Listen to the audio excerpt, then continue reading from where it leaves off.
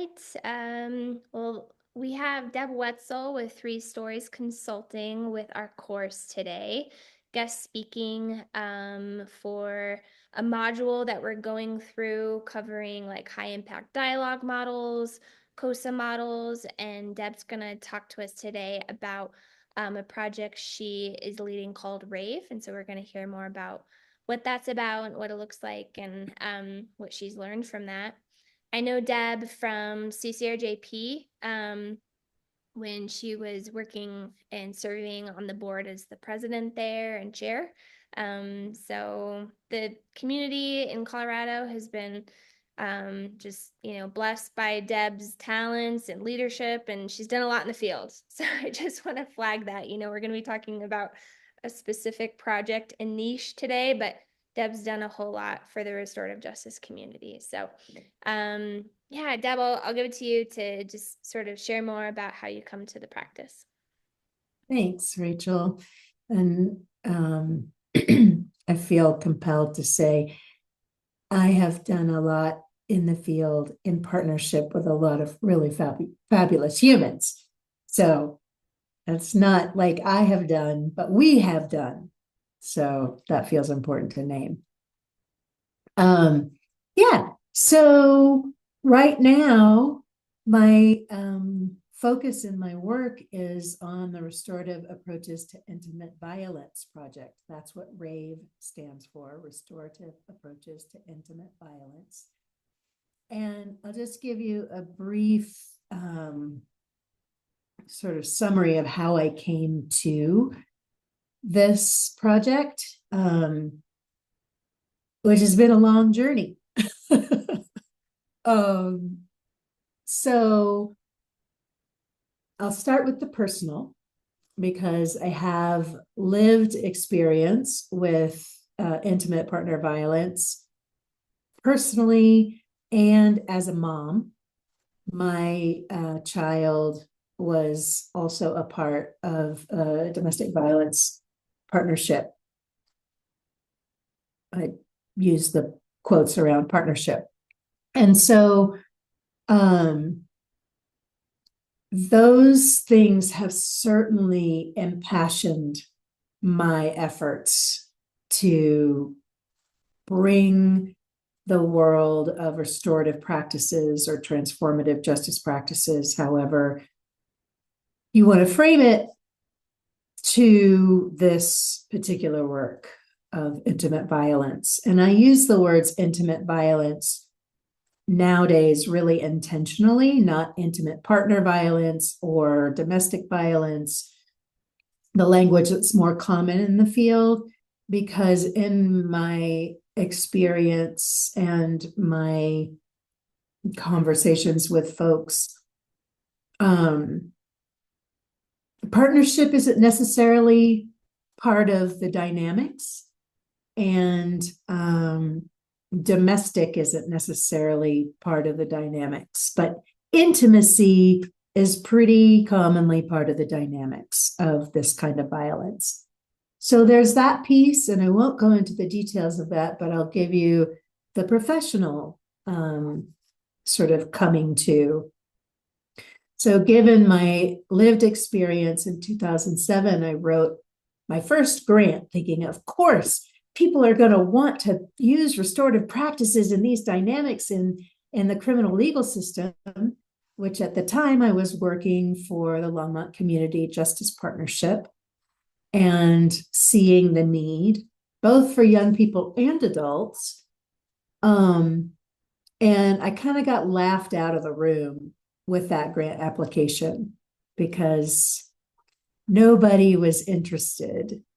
The mantra was, we do not do restorative justice practices with domestic violence because we don't bring people together. Fair. We know that domestic violence dynamics have much to do with power over and intimidation, and there are so many ways to do that there are a lot of risks in bringing people together. But that wasn't what I was proposing. And so with some community folks over the years, we did develop a model that we called building circles of support that was specific to survivors or victims, to use criminal legal system language. And it just did not take off. People still struggled with the notion of this thing being a restorative practice, even if it was just for survivors to rebuild their relationships with their family members. That was the focus.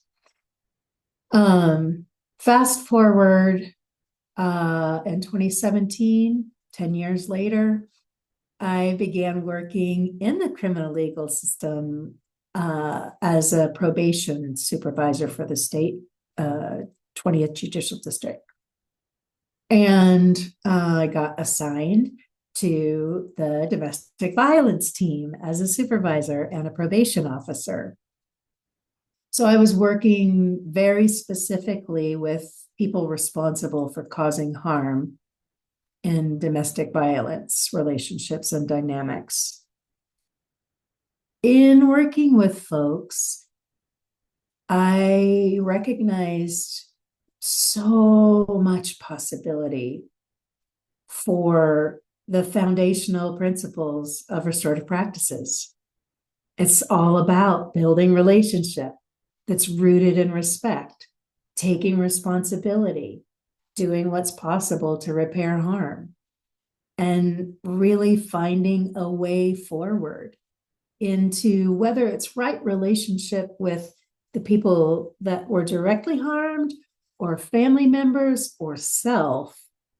There was definitely all kinds of possibility for that right relationship, that coming into or through reintegration. So I started working with clients in a one-on-one way with restorative approaches, and really saw the value and the possibilities. Even if we were just working one-on-one, they were in treatment, they were in the community, there was clearly impact using restorative approaches working with folks. And so Oliver Jacobson was our intern, and he and I would sit around and have conversations about how to really create something that was a restorative approach to this kind of violence. And so I think this was probably in 2020, we really started to dream into it. And initially, our focus was how could we use restorative with the people who've caused harm? And of course, given my life experience, I wanted restorative for people who'd been harmed. And I also wanted restorative for people in, family members who'd been isolated from people living in these dynamics, or who felt confused, or there's so many things that happen for family members and friends and colleagues and people outside of the dynamics, ranging from, why didn't they just leave, to, well, I thought they were a really nice person. That's my experience. And so realizing there's a need for those folks as well. And the children of the people who have been involved in these dynamics. So what we saw was the need for concentric circles, for there to be many circles to address intimate violence. So we developed the RAIV model. And then Oliver graduated and went off to work. So I continued with this little seed that we created. And in 2021, I left the criminal legal system to launch this project. And we've piloted now with the support of Colorado's RJ Council, we piloted for 1 year, 2023 to this past September 2024. And we've had 9 core members. So core members are the people at the center of a community-based circle. It's a community-based project. So that's important to name, that although we work in partnership with the criminal legal system, probation in particular, because that's where my relationship is, the project itself is community-based. And the core members so far, we have had 3 folks referred from probation, people who've chosen to participate after they've completed treatment and gone, there must be more. Treatment that didn't do it. I need more. And then the rest of the folks, the other 6 folks, have come from community, people who've heard about RAIV and said, oh my gosh, that would be amazing. I would love that. And those core members have, the ones that have completed have reported this has been the best thing that they've done in their healing process so far. And the ones that are still in process are so grateful for their circle of volunteers that facilitate and support them in their process, their healing journey. So that's the history and up to the current. Thank you so much, Deb. That gives a really nice just kind of foundation, and thank you for sharing how your story is rooted, like the project is rooted in your story. And it's personal work, and I just appreciate you naming that. Thanks. So I'm curious, like, a lot of things. Where do we take it? Right. I know that was a lot. There's so much you could get into, right? Like focusing on what accountability looks like, I'm sure is a big question a lot of folks have.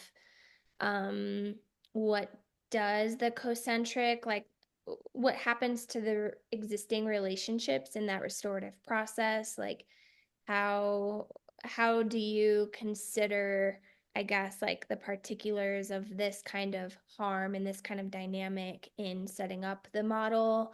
And then I'm just sort of curious about the model itself, right? Like kind of sounds like it's a sustaining relationship and commitment for the core members. So those are kind of some questions that are coming up for me too. And just to clarify really quickly, so a core member, would that be anyone considered a stakeholder, community impacted or responsible, or is a core member a responsible party? No, it would be anybody. So our circles currently are with people who've been impacted, harmed by these dynamics, and people not in the same circle, in their own circles, who are responsible. And we've had 1 couple, each with their own circle so far. And the rest of the folks have just done it independently. Their person hasn't chosen to be a part of a RAIV circle themselves. So the core members, so it's important for everyone to know it's voluntary for everyone. And the core members choose to have RAIV as a part of their healing journey, whether they've caused harm or received harm, been impacted by the harm, or witnessed the harm. It's their choice to be a part of a circle. And then it is generally, it has been a long-term commitment But the thing that's important to know about the RAIV model is it's a co-creative process. So there's not a time frame, there's not a program. We have 4 phases that we look for as sort of the arc of the journey. Um, but that takes the time that it takes, and it's not like central to the language of what happens in the circles. We, as circle keepers in this process, note, oh wow, here we are. When we do debriefs, here we are with this circle in phase 1, which is about building relationship that's rooted in respect. Or, oh, wow, look, we're in phase 2, which is really the responsibility phase, which I'll talk more about in a second. Or, wow, look, we're really starting to talk about ways to repair. I could talk about that more in a second, too. Or we've moved into phase 4, which is about celebration and recognition and reciprocity between the core member and the group members, and perhaps other people outside of the circle based on the core member. So the co-creation process really starts from the very beginning when we're doing intake with someone and they're choosing like when they meet, where they meet, how they meet, and who they want in their circle. Like, do they want someone who shares their identity? Do they want someone who speaks their language, their first language? Do they want all people gender identified this way or that way? So they are really choosing the configuration at a high level of who's in their process. And then we have trained co-keepers, RAIV keepers, circle keepers, and they're responsible for holding the integrity of the process and making sure that the core members' needs are getting met logistically and within the 4 phases of the process. And they're communicating with us administratively about where things are with their circle, or if we're done, or whatever. And then there are community members. So those are folks who are participating just to be present and listen and show up in a supportive and accountability holding way.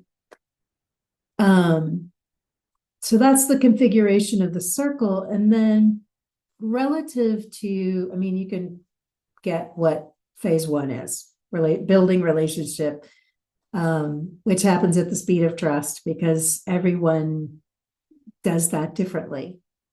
And then the responsibility piece looks a little bit different depending on who the core member is. What we've discovered is with people who've caused harm, responsibility is really about recognizing the behavior, the underlying causes for the behavior, and the impact of that behavior on the people that have been harmed. So that may be a partner, it may be a significant other, it may be beyond that to other family members, children, parents. So there are a lot of different ways or people to recognize responsibility and accountability for causing harm. And there is also the self. And so with a lot of our core members, and this really transitions to the impacted parties, the folks who've been harmed, um, so much of the intimate violence dynamics are about power and control. And in the realm of impacted parties, so much of that has been given away. And so accountability really looks like identifying, where are my boundaries? Where have I given up my power or relinquished control when really that I want that back? I want that. And so the responsibility is for self. So yeah, I think that's all I want to say about that in this moment. But again, these responsibility phases look different for each individual. And that's part of the co-creation piece, is as we're listening and being curious with the core member, we really have the opportunity to ask questions that help folks reflect and choose what they're ready to take accountability for. And that leads them naturally to, what can I do? So the repair phase is really looking at what can be done. What can I do to change the dynamics, to do things differently, to take care of myself, to resource differently. So there are lots of different ways that repair shows up. And in some cases, it looks like some sort of communication to, for people who are responsible, it may look like writing a letter demonstrating the responsibility for what happened and the change process that they're in. So I think I touched on some of your questions. Absolutely, yeah. I was sort of listening to what you were sharing with a lens of what we've been going through in the course. And so like the four phases we've learned about a similar, like it should sound similar to students, the four sort of like quadrants of circle process. And so I'm hearing that really strongly in this process, but also uniquely, like the co-creation, you don't always see that as much in other restorative frameworks. And so I think that's just really cool how it's like the time frame, the um also like the place where folks are meeting. And I mean, the access and equity lights should be going off in our students' minds too, in all of our minds, right? Where a lot of times those are huge hurdles to any process or any sort of resource. But definitely it is relevant to restorative practices, you know? So I think that's just, those are really cool takeaways and learning points for me. Um, and we've also been talking about how this process is adapted to fit community needs and the needs of the particular harms that are being dealt with.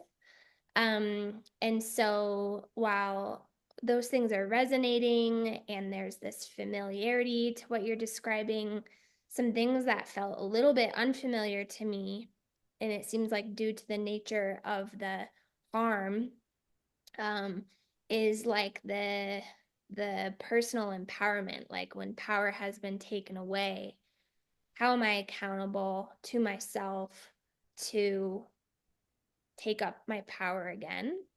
And maybe I'm yeah, correct me if I'm getting any of this wrong too, but that was how I was hearing it. And so that's like a unique kind of dimension that I'm hearing that isn't typically like focused on. Curious about your thoughts on all that. And then also like I guess.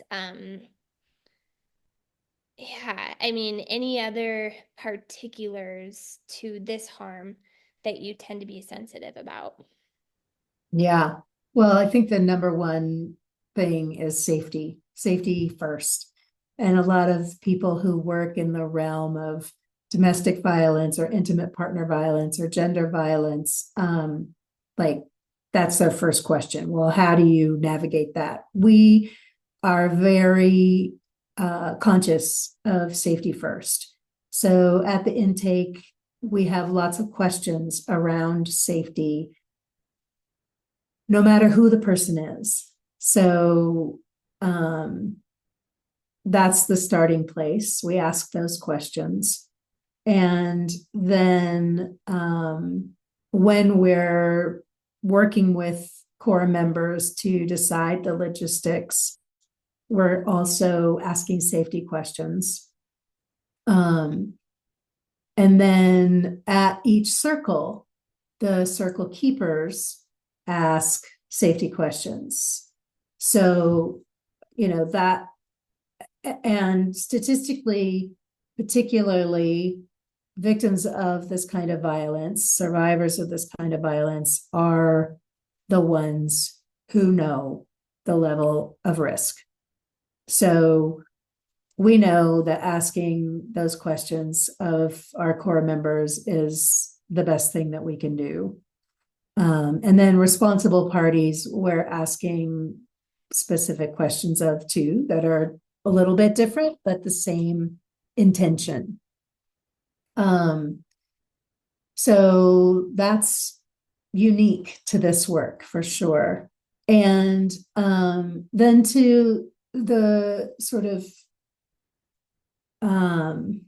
responsibility taking or taking back of one's power in the unique position of being a survivor, a victim of these dynamics. Again, it looks unique to each person. And an example that I think beautifully illustrates what's possible is we have one core member who chose to stay in relationship with their person. And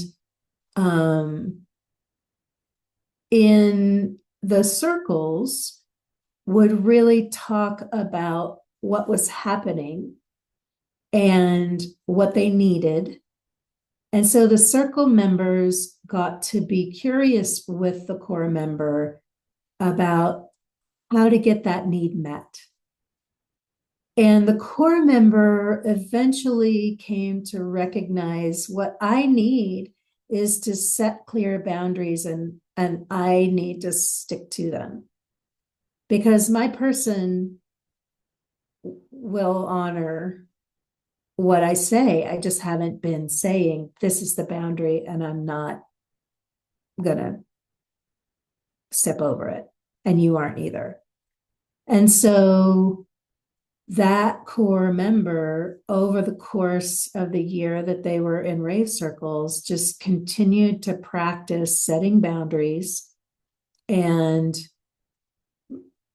feeling into what was working, what wasn't, changed language, and found also ways to take care of themselves.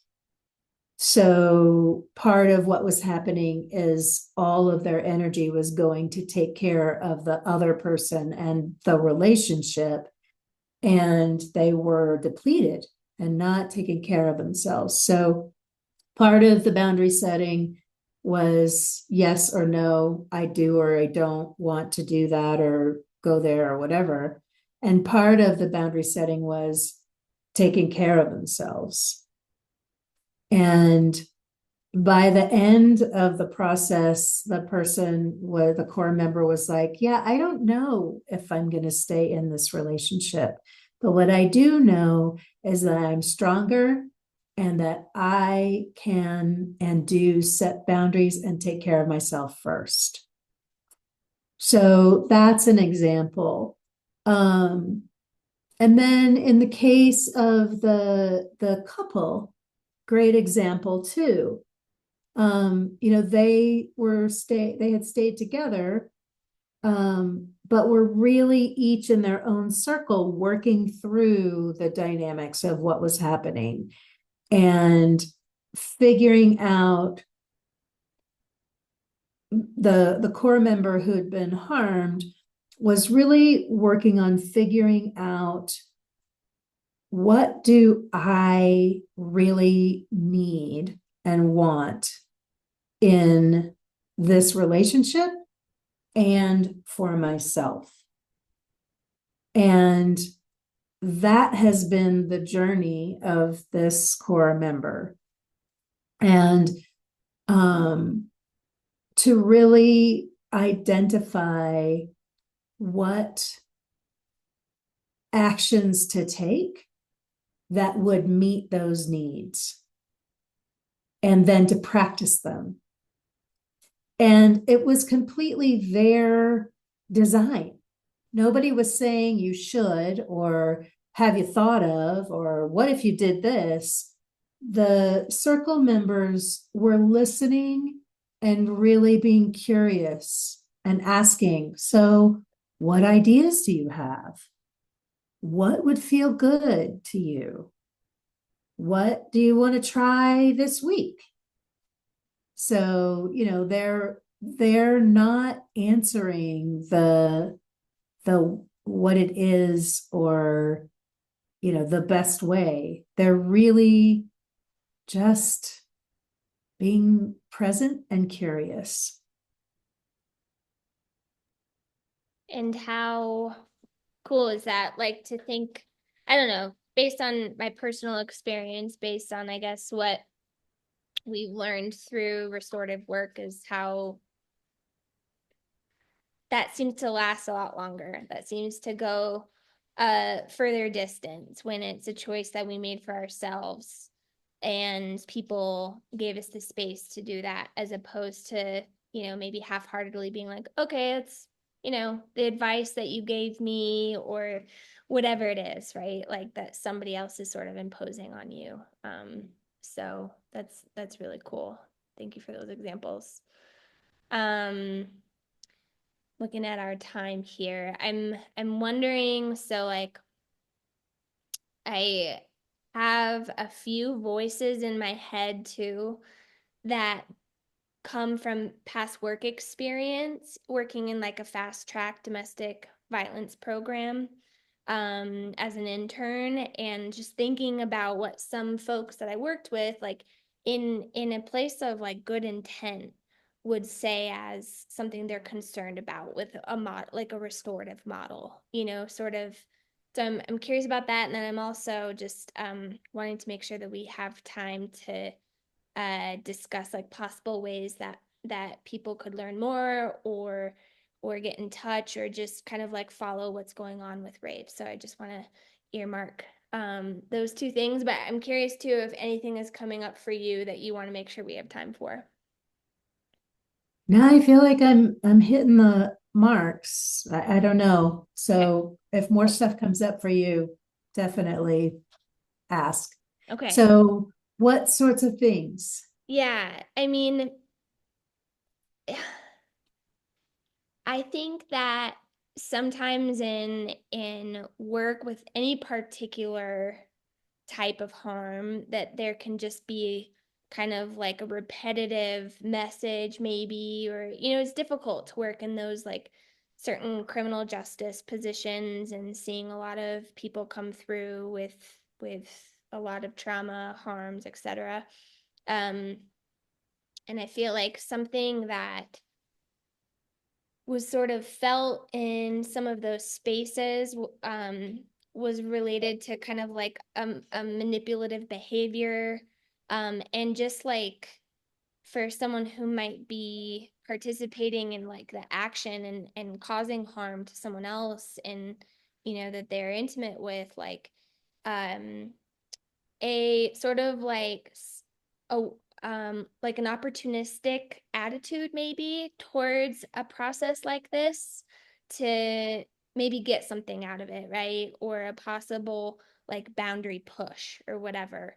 I'm curious if that is a resistance that you hit or something where it is not as much of an issue as maybe we might think. I don't know. I just kind of see that as being something that folks would take issue with, that like component. Yeah, so definitely have heard the concern before. And I feel like I didn't say, but I want to say that RAIV is not a crisis intervention on any level. So there are lots of crisis resources. And when someone comes to us in crisis, we guide them to the crisis resources. So it's important to name that.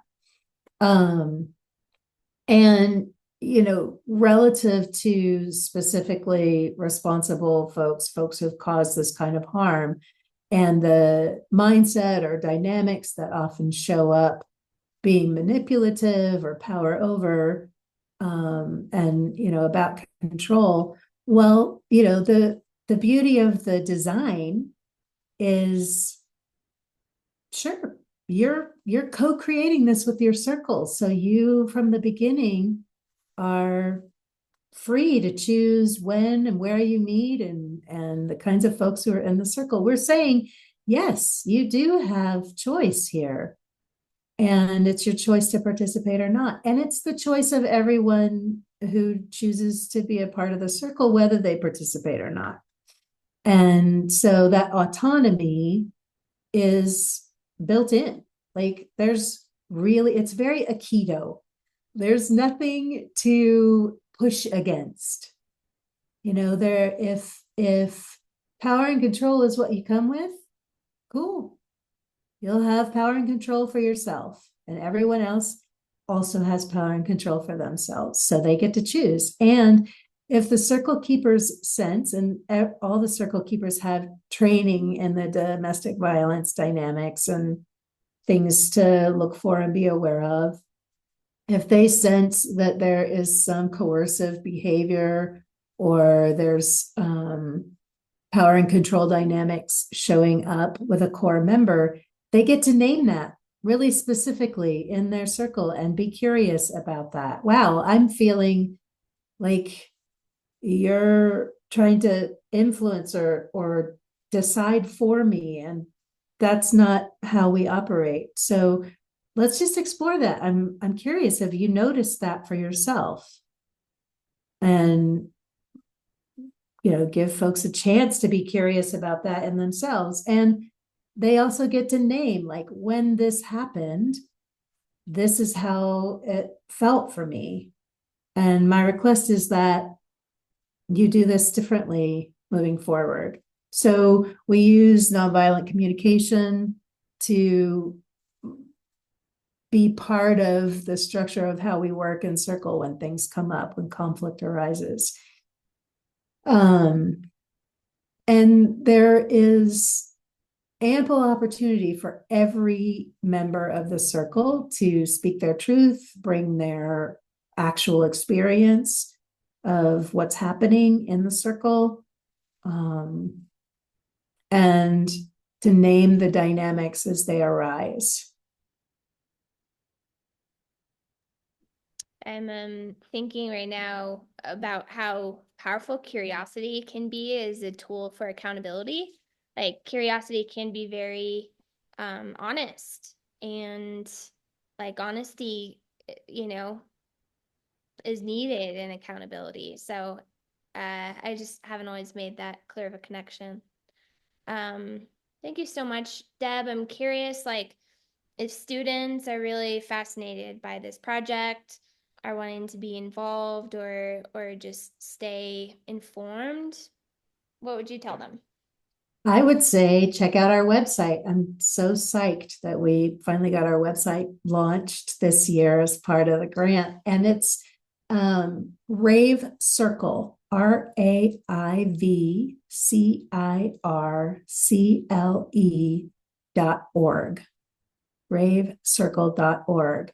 And on the website, we have events. So when trainings are coming up, you'll be able to find out about trainings. We have a 3-phase training cycle. So There's an orientation to just like learn the basics and the structure, etc. And then there's a community member training that really helps folks know how to sit as a community member in this unique model. And then a circle keeper training, which is a longer training.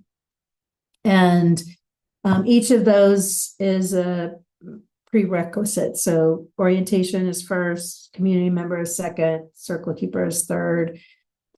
And then, in the event we have other opportunities for folks to get involved, that will also be there. If we have internships open or fundraising events, which will be something that will be a part of our future since our grant is finished.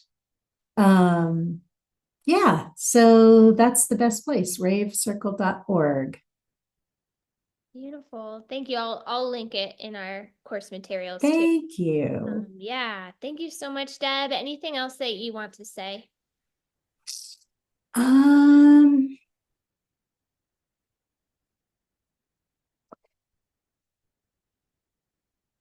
well, the only other thing that just popped to mind is that the same values of co-creation and curiosity are how we run the organization.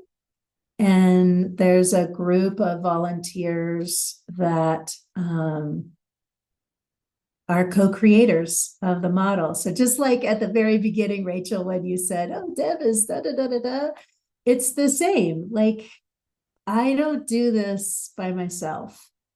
And it is the wisdom of the circle from the get-go that has created RAIV and that continues to be the heart of every circle. And as we scale and grow, that's the intention, to keep that co-creation model at the center of how we grow. That's really beautiful. A lesson we can all glean from this conversation. It's similar to what I say in facilitator training, which is like trust the process and trust the circle process. It's not about us as facilitators being heroes and these like amazingly skilled dialogue facilitators. It's about us showing up in the authenticity that we bring and trusting the model that, yeah, has embedded wisdom in it. So um, thank you so much. This was a really fun conversation. Yeah, thank you so much for inviting me. I really appreciate it. Absolutely. Yeah.